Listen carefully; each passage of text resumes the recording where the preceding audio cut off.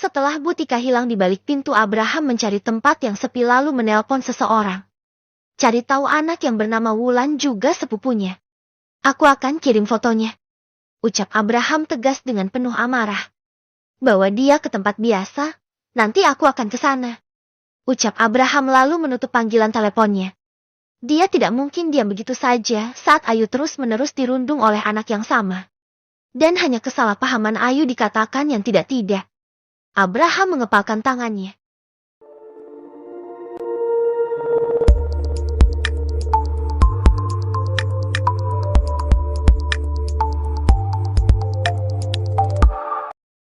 Abraham menunggu sekitar 40 menit di luar depan UKS. Para guru yang mengetahui kedatangan Abraham semuanya menyapa, terutama bapak kepala sekolah yang mengajak Abraham untuk menunggu di ruangannya saja, namun Abraham menolak. Menjadi donatur tetap di sekolah ini karena itu Abraham banyak dikenal para guru. Kak, panggil Ayu dari ambang pintu. Abraham langsung menghampiri Ayu dan menuntunnya membantu wali kelas yang saat ini menuntun Ayu juga. Maaf ya nungguin lama, ucap Ayu tidak enak. JPP, terima kasih Bu atas pengertiannya. Saya pamit dulu, ucap Abraham pamit ke wali kelas Ayu. Iya sama-sama Tuan. Cepat sembuh ya Ayu. Jangan banyak bertingkah dulu ya, ucap Butika tersenyum. Iya Bu, saya permisi pulang dulu Bu. Assalamualaikum, ucap Ayu menunduk. Abraham juga menunduk meninggalkan Tika sendirian di depan ruang UKS. Sebenarnya Ayu apanya Tuan Abraham ya? Tapi setahuku Tuan Abraham belum menikah dan tidak memiliki saudara, gumam Butika yang masih menatap Ayu dan Abraham. Sudahlah, Butika pun kembali ke kelasnya untuk mengumpulkan jawaban Ayu agar tidak terpisah dengan yang lain. Sampai di parkiran Abraham dan Ayu menjadi pusat perhatian kenapa Ayu bisa bersama pengusaha kaya raya. Bisik-bisik para siswa dan siswi saat Ayu serasa sangat diratukan. Syasa yang melihat banyak kerumunan orang pun langsung menghampiri dan melihat ada apa. Yuh, mau pulang? Tanya Syasa saat melihat ternyata Ayu dan Abrahamlah yang membuat heboh sekolahnya. Iya, mau bareng sekalian? Tanya Abraham. Tidak usah Kak, aku udah pesan ojek online kok, jawab Syasa berbohong karena tidak enak menjadi obat nyamuk. Oh, ya sudah hati-hati ya gue duluan, ucap Ayu tersenyum dan melambaikan tangannya. Mobil Ayu dan Abraham pun meninggalkan halaman sekolah. Syasa pun menghembuskan nafasnya kasar. Harusnya tadi nebeng aja kan, terus gimana nih gue pulangnya? Masa Kia jalan kaki? Gerutu Syasa keluar dari gerbang sekolah menengok kanan kiri. Napa sih pakai ketinggalan segala dompet gue? Perasaan tadi udah gue bawa lo padahal. Syasa terus menggerutu sambil berjalan menelusuri trotoar. HP pakai lobat segala lagi. Sial banget sih hidup gue, ucap Syasa yang terus-menerus ngedumel. Di lain tempat Wulan yang saat ini pulang menggunakan taksi. Saat di perjalanan tiba-tiba saja dihadang oleh mobil yang sengaja mencegatnya di tengah jalan di jalanan yang sepi. Ada apa Pak? Tanya Wulan yang terkejut karena sopir taksi itu mengerem mendadak. Itu non ada orang yang sengaja menghadang perjalanan, ucap sopir taksi itu gugup. Wulan langsung melihat ke depan dan benar saja keluar 3 orang dari dalam mobil dan menghampiri taksi yang ditumpangi Wulan. Mundur karena begitu takut. Wulan sangat ketakutan melihat preman berbadan besar itu mulai mengetuk-ngetuk kaca mobil milik Wulan. Pak gimana ini? Tanya Wulan panik. Saya juga enggak tahu non. Sepertinya ada urusan dengan Nona, ucap sopir taksi itu yang juga takut. Buka woi, teriak salah satu preman itu yang terus menggedor-gedor pintu mobil. Kalau enggak lo buka gue pecahin nih kaca, teriaknya lagi. Non sebaiknya Nona keluar. Mobil saya nanti bisa hancur, ucap sopir itu memohon. Enggak, enak aja. Aku kan juga takut. Bapak aja yang keluar, ucap Wulan yang kekeh tidak mau keluar. Akhirnya salah satu preman yang sudah membawa besi yang cukup besar pun langsung menghantamkan ke kaca mobil milik Wulan. Tiara. Wulan pun terkejut langsung menutupi wajahnya dengan tas yang dia bawa. Keluar atau ingin kami seret, teriak preman lain yang sudah berada di belakang pintu mobil yang Wulan sandari. Enggak mau, teriak Wulan yang masih tidak mau keluar. Preman itu pun beralih ke sang sopir. Buka kuncinya atau akan kita bakar mobil ini, teriak preman itu dengan wajah garangnya. Sang sopir taksi itu pun membuka kuncinya dan preman itu langsung saja membuka pintu mobil. Bapak apa-apaan sih? Kenapa malah dibuka? Ucap Wulan kesal. Preman itu langsung menyeret Syasa membawanya ke mobil. Tolong, tolong. Teriak Wulan sambil memberontak. Salah satu preman melemparkan satu gepok uang ke sopir taksi itu. Buat biaya ganti rugi dan tutup mulut, ucapnya setelah itu pergi mengikuti yang lainnya. Gak akan ada yang dengar. Woi, tutup mulutnya. Sakit telinga gue. Ucap preman yang memegangi Wulan. Temannya pun langsung menyumpal mulut Wulan dengan kanebo yang berada di dashboard mobil. Wulan tidak bisa berteriak sama sekali. Nah gini kan aman telinga gue, ucap preman itu lega. Gila jorok banget preman ini. Yuh. Ucap Wulan dalam hati mengumpat karena kanebo untuk menyumpal mulutnya. Mobil melaju kencang menuju ke pinggiran kota ke tempat rumah kosong. Wulan digiring memasuki rumah tua 2 lantai yang sudah tidak berpenghuni. Setelah sampai, Wulan langsung didudukan di sebelah wanita yang saat ini masih tidak sadarkan diri yang terikat di kursi sebelahnya dengan wajah menunduk. Wulan seperti mengenalinya, tapi penampilannya sudah sangat kacau. Entah apa yang dilakukan preman-preman itu dengan wanita yang ada di sampingnya. Diikat dengan kursi yang ia duduki. Kaki yang juga diikat. Memberontak pun Wulan tidak bisa karena ikatan itu sangat kuat. Mendengar kegaduhan di sebelahnya, wanita di samping Wulan pun tersadar dan mengangkat wajahnya perlahan. Setelah itu menoleh ke samping. Dan betapa terkejutnya dia saat bertatap muka dengan Wulan sepupunya. Wulan, ucap wanita itu tergagap. Wulan membulatkan matanya saat tahu wanita yang di sampingnya adalah sepupunya Lucinta. Dia tidak bisa berbicara karena mulutnya yang masih disumpal. Aku nggak tahu kita di mana. Tapi yang jelas nanti giliran lo yang dibuat mainan sama preman-preman itu. Ucap Lucinta dengan air mata mengalir di pipinya. Wulan begitu kaget dengan perkataan Lucinta. Ya dia tahu maksud dari perkataan Lucinta. Meskipun belum melakukannya, tapi dia pernah melihat Lucinta yang sedang bermain dengan om-om dia yang membayar Lucinta. Enggak, gue harus kabur dari sini. Gue nggak mau diapa-apain sama mereka. Ucap Wulan dalam hati. Ia terus mencoba melepaskan ikatan tali di tangannya, namun nihil. Wulan pun menangis karena takut. Percuma lo berontak, mau kabur pun nggak akan bisa. Karena di mana-mana dijaga. Gue udah coba buat kabur tadi tapi ketahuan dan berujung gue digilir sama 3 orang. Ucap Lucinta yang wajahnya sudah pasrah dan biasa saja setelah digilir 3 orang. Wulan menangis sesenggukan membayangkan dia kalau digilir. Dia berusaha menjaga mahkotanya dan semudah ini dia akan kehilangannya. Hanya bisa menangis sesenggukan meratapi nasibnya. Dan masuklah 2 orang preman membawa makan dan minum untuk Lucinta juga Wulan. Saat preman itu mendekati Lucinta dan meremas gunung kembar milik Lucinta itu. Wah, aku jadi menginginkan lagi. Makanlah sayang. Setelah makan kita bersenang-senang lagi. Ucap preman itu membelai wajah Lucinta. Wulan yang didekati satu preman pun begitu ketakutan. Padahal preman itu hanya menghilangkan kanebo yang berada di mulutnya dan menghilangkan ikatan di tangannya. Makanlah. Titah preman itu lalu duduk di kursi yang lain menunggu Wulan dan Lucinta selesai makan. Lucinta memakan makanannya dengan lahap. Wulan hanya menatap makanannya bergantian dengan Lucinta.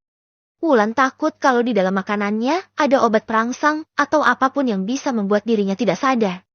Dia tidak menyentuh makanannya sama sekali. Makanlah, daripada kamu mati kelaparan. Ucap Lucinta menaruh piring kosongnya dan meneguk air di dalam gelas. Enggak, aku takut. Ucap Wulan lirih. Sudahlah, daripada kita mati sia-sia. Ucap Lucinta acuh. Wulan hanya bisa diam dan meratapi nasibnya yang entah akan seperti apa nantinya. Masih bisa bertemu kedua orang tuanya atau tidak. Dia hanya bisa menangis. Abraham dan Ayu sampai di apartemen. Saat Ayu ingin membuka pintu, Abraham mencegahnya dan langsung saja keluar dari mobil dan mengitari mobilnya membukakan pintu Ayu. Biar aku bopong aja ya. Tanya Abraham sambil membantu Ayu keluar dari mobil. Aku bisa jalan sendiri kak. Udah dong jangan berlebihan. Ucap Ayu cemberut. Tapi aku takut. Nanti buat gerak jalan jauh pendarahan lagi. Ucap Abraham khawatir menggandeng Ayu berjalan pelan-pelan. Enggak kak, tapi aku lambat banget. Ucap Ayu sambil tersenyum lucu. Abraham mengacak-acak rambut Ayu karena gemas. Iya gak apa-apa, lagian kamu keras kepala banget. Ucap Abraham. Sekitar 15 menit mereka pun baru sampai di unit milik Abraham. Ternyata Rita sudah menunggu di ruang tamu. Dia mendapatkan kabar dari Hendy kalau Ayu pendarahan lagi. Assalamualaikum ucap Ayu dan Abraham serempak. Sayang, kamu gak apa-apa kan? Mana yang sakit? Siapa yang buat kamu sampai kayak gini? Biar mama kasih pelajaran orang itu. Ucap Rita yang terus memberondong pertanyaan dengan melihat dan memutari tubuh Ayu melihat setiap inci tubuh Ayu. Sampai Abraham yang berada di sampingnya ditabrak begitu saja sama Rita. Abraham sampai terjatuh karena limbung dia pun terduduk di lantai karena mamanya begitu keras menabraknya. Astagfirullah mama. Kesal Abraham berteriak. Ngapain kamu duduk di situ? Tanya Rita yang bingung karena dia tidak menyadari kalau karena dirinya Abraham sampai terjatuh. Abraham pun berdiri dengan perlahan dan mengusap-usap bokongnya. Lagian mama nih, bukannya jawab salam dulu malah nanya kayak petasan aja nggak ada habisnya. Ucap Abraham suap. Oh iya lupa. Maaf ya. Waalaikumsalam. Ucap Rita tersenyum. Terus gimana sayang keadaan kamu? Tanya Rita sambil menuntun Ayu duduk di sofa. Ayu udah gak apa-apa koma. Udah dijahit lagi tadi di UKS. Jawab Ayu sambil tersenyum. Beneran? Tapi kamu pucet banget loh. Ucap Rita mengusap-usap tangan Ayu dengan lembut. Kamu udah makan? Tanya Rita lagi. Belum mah. Jawab Ayu. Kalau gitu kamu ke kamar aja dulu biar mama siapkan makan buat kamu ya. Ucap Rita beranjak dari duduknya menuju dapur. Ayo, ke kamar. Ucap Abraham menuntun Ayu dan berjalan ke kamar mereka. Sesampainya di dalam kamar Abraham membantu Ayu untuk berbaring di ranjang. Mau ganti baju?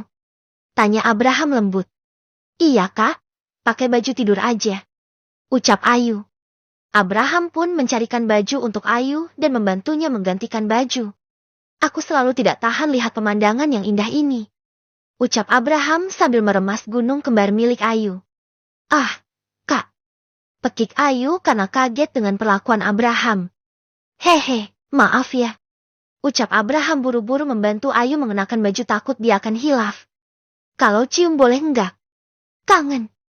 Ucap Abraham dengan ekspresi manja. Ayu tersenyum dan mengangguk. Abraham pun langsung sumringah dan mendekati Ayu. Mencium bibir Ayu dengan sangat lembut. Saling melumat dan bertukar saliva.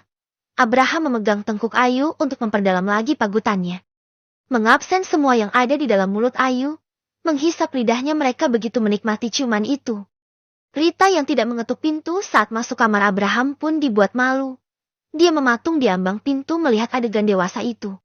Merasa cukup lama dan takut kalau sampai kebablasan Rita pun berdehem keras. Ehem. Dan benar saja mereka langsung melepaskan tautan bibir mereka.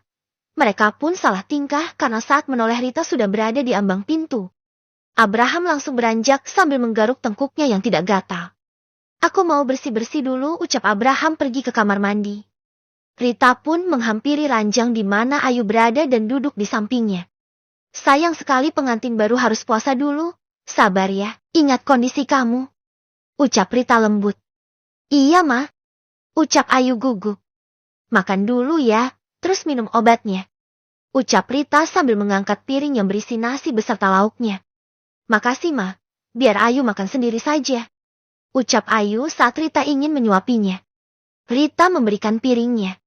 Dia menunggu dan menonton Ayu yang dengan lahapnya makan. Terkadang dia masih merasa sedih kalau ingat kehidupan Ayu yang tiada habis cobaan untuknya. Merasa beruntung mempunyai menantu yang sangat kuat. Semoga saja dia benar-benar bisa bahagia dengan anaknya dan mempunyai anak yang banyak. Mama kenapa kau sedih gitu? Tanya Ayu yang memperhatikan raut wajah mertuanya berubah sedih. Enggak papa sayang. Ini minum dulu lalu minum obatnya.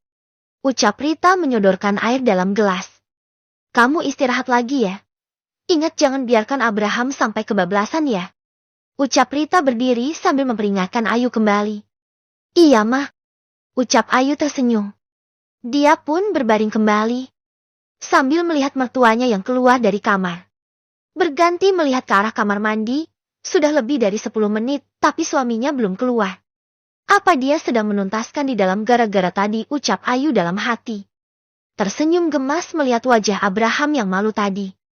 Sampai Ayu pun mengantuk karena efek obat yang dia minum. Dia pun memejamkan matanya dan terlelap. Abraham yang tadi berendam untuk merilekskan tubuhnya. Dia pun membilas badannya di bawah guyuran shower. Sekitar 15 menit mengguyur badannya, Abraham keluar dari kamar mandi menggunakan handuk di atas pinggangnya. Melihat istrinya yang sudah terlelap tidur. Dia menuju ke ruang ganti dan memakai baju. Buru-buru bersiap karena ingin pergi menemui dua wanita yang sudah dia tahan. Setelah memakai baju, Abraham mencium kening Ayu juga bibir Ayu dengan lembut. Aku pergi dulu ya, enggak akan lama. Ucap Abraham lirih lalu mengambil kunci mobil dan ponselnya yang berada di atas nakas dan keluar dari kamar. Mau kemana lagi? Tanya Rita saat melihat Abraham sudah rapi dengan gaya casualnya. Kebetulan dia sedang menonton film di ruang tamu. Aku ada urusan sebentar mah, titip Ayu ya. Ucap Abraham lalu menyalami Rita dengan taksim. Assalamualaikum, ucapnya lagi keluar meninggalkan unit apartemen miliknya. Waalaikumsalam. Hati-hati. Teriak Rita. Percuma karena Abraham sudah hilang di balik pintu. Abraham mengendarai mobilnya dengan kecepatan tinggi menuju ke tempat di mana dirinya menyandra dua wanita itu. Menyetir mobil dengan sesekali meremas mobil karena geram dengan tingkah kedua manusia itu.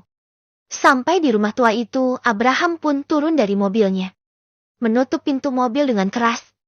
Tuan, ucap preman yang berjaga di bawah menunduk saat Abraham datang.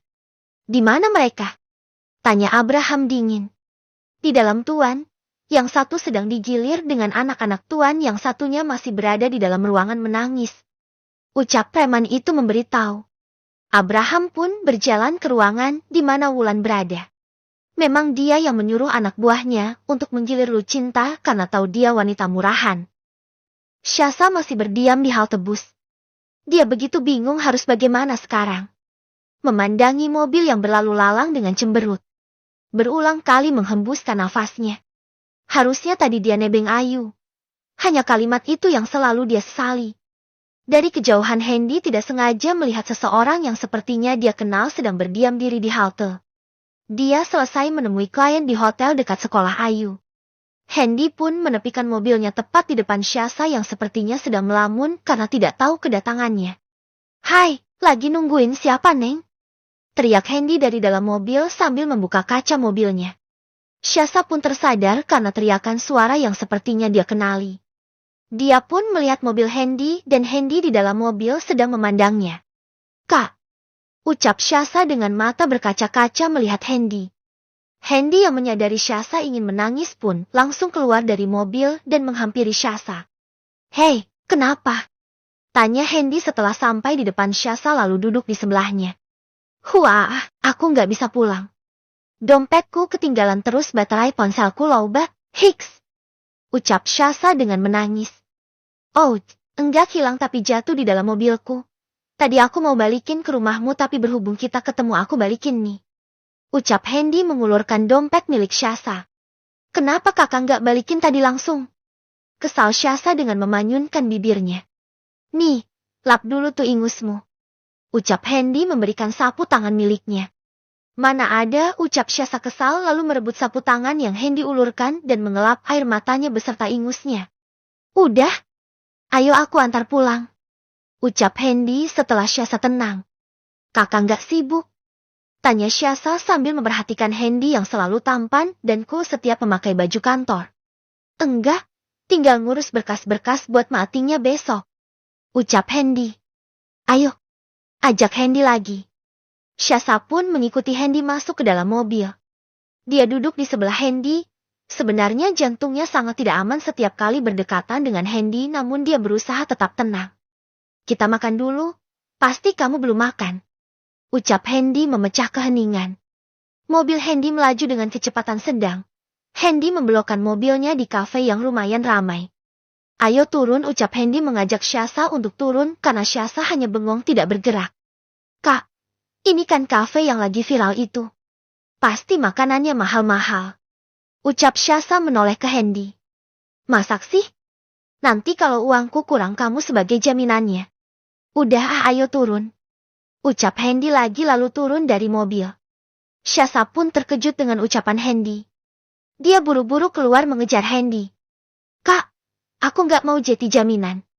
Mending kita makan di warung mie ayam aja, aku yang traktir. Ucap Syasa menahan tangan Hendy. Nggak mau, aku mau makan di sini. Ucap Hendy lalu memesan ruangan private room ke pelayan. Wah kak, dompet kamu nanti bisa kosong pulang dari sini pakai private room segala. Bisik Syasa sambil terus mengikuti Hendy dari belakang menuju ke ruangannya diantarkan pelayan. Hendy tidak menghiraukan Syasa. Dia hanya diam. Sebenarnya dalam hati ingin tertawa karena tingkah Syasa. Namun dia menahannya sampai pelayan yang mengantarnya pergi. Apa aku terlihat sangat miskin di matamu? Tanya Hendy berbalik memandang Syasa dengan bersedekap.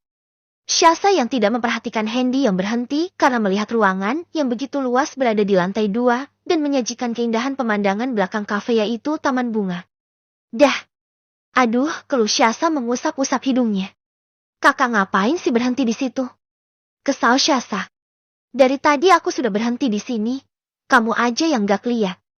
Atau kamu memang sengaja menabrak karena ingin mencium wangi parfumku. Haha. Ucap Hendy sambil tergelak. Cih, ger banget. Ini beneran kakak punya uang buat bayar? Tanya Syasa lagi memastikan. Sekali lagi kamu tanya. Aku cium kamu biar bisa dim. Ucap Hendy dengan tersenyum mengerikan di mata Syasa. Syasa tidak lagi berbicara. Dia menutup mulutnya rapat-rapat sampai datang pelayan yang mencatat pesannya. Hendy hanya tersenyum geli melihat Syasa yang benar-benar tidak berani berbicara. Sampai hanya menunjuk menu yang dia inginkan. Di tempat lain Wulan sangat bingung karena kedatangan seorang laki-laki tampan di hadapannya. Kenapa? Apa kau mengenalku? Tanya Abraham dengan tersenyum smirk melihat Wulan yang masih menangis. Wulan hanya menggeleng tapi merasa kalau dia tidak asing dengan wajah itu tapi dia tidak bisa berpikir saat ini. Mungkin kamu bisa mengingat apa yang telah kamu perbuat selama ini dan hari ini ke Ayu, ucap Abraham dingin. Deh. Wulan begitu terkejut apakah ini ada hubungannya dengan Ayu. Dia pun berpikiran seperti itu. Abraham mengangkat tangannya. Preman yang berada di belakang Abraham pun mengerti dan memberikan pisau lipat. Abraham pun mengambilnya dan bermain-main dengan pisau lipat itu. Wulan takut begitu Abraham bermain-main dengan pisaunya. Dia mencoba memberontak karena takut. Kenapa? Tenang saja. Aku hanya ingin bermain-main sedikit denganmu. Karena sepertinya kamu membenci Ayu hanya karena mengikuti sepupu kamu yang murahan itu. Ucap Abraham dingin sambil terus menatap Wulan dan memainkan pisaunya. Maafin aku. Aku tadi nggak sengaja. Tadi aku hanya ingin menabrak dia saja. Aku nggak tahu kalau dia sedang terluka. Sungguh. Ucap Wulan memohon ampun.